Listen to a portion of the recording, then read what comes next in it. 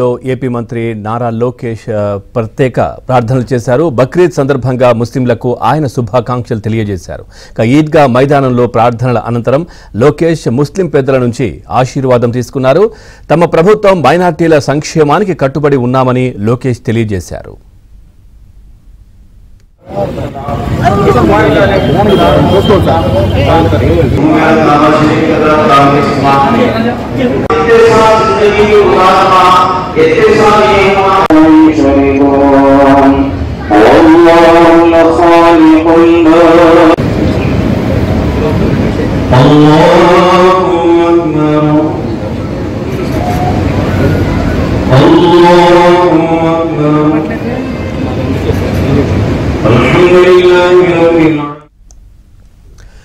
తమ party minority నాయకులపై YCP మూకలు దాడులు చేస్తున్నాయని లోకేష్ ఆందోళన చెందారు. తమ నాయకుడు చంద్రబాబు నాయుడు ఆదేశాల మేరకు తాము సంయమనం పాటిస్తున్నట్లు లోకేష్ తెలిపారు.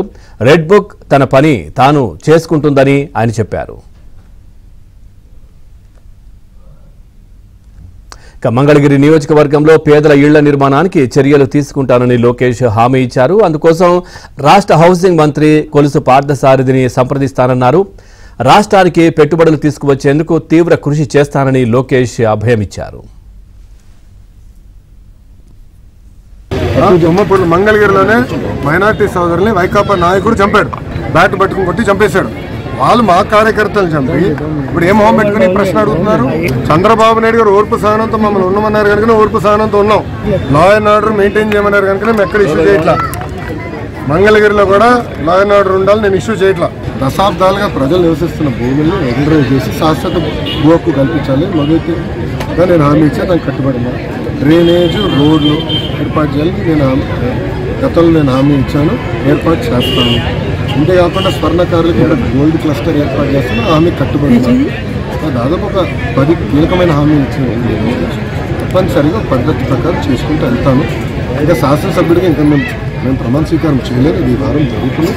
91,413 ఓట్లతో నన్ను గెలిపించారు. ఆ బలంతో మీ ముందు నేను నిల్చుంటున్నాను.